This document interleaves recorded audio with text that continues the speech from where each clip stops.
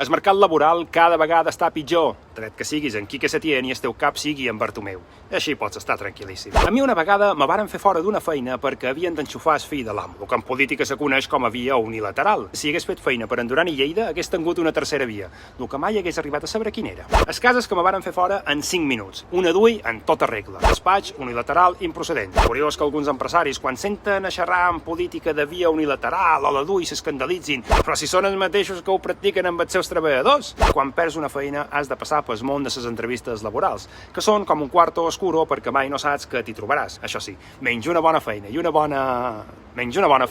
i pots trobar de tot. I és que els temps que tardes en trobar una nova feina és totalment estressant. Mireu Simona Belén Esteban, pobra dona, que fa 30-40 anys que cerca feina, està sempre de mal humor. Què se pot esperar d'una dona que cada vegada que perd les claus s'apunta a una acadèmia perquè pensa que l'inglès obri portes? Quan vas a una entrevista de feina has de vigilar moltíssim els conceptes que utilitzen els entrevistadors. Per exemple, quan te comenten que volen gent amb ganes de fer feina. Perdó?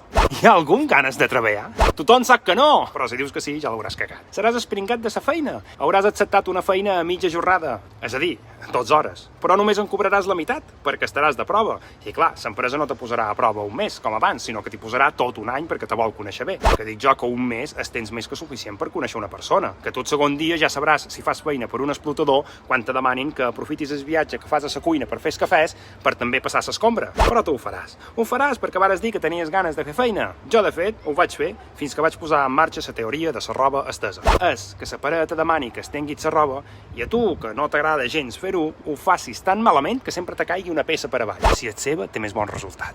Tan aviat deixes d'estendre roba com de fer cafès si utilitzes la mateixa càpsula 10 vegades. Un altre concepte és que te diguin que tenen grans plans per tu o que te volen veure pujar dins l'empresa.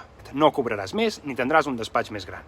Simplement pujaràs a sat i carregar les plantes, fins que facis la teoria de la roba estesa. O regar massa o regar massa poc. Ara bé, si un dia coincideixes amb el cap a dins l'ascensor i hi ha una avaria, el que sigui, s'apaguen els llums, aprofita, perquè aquell quart oscuro tal volta sí te pugui obrir portes.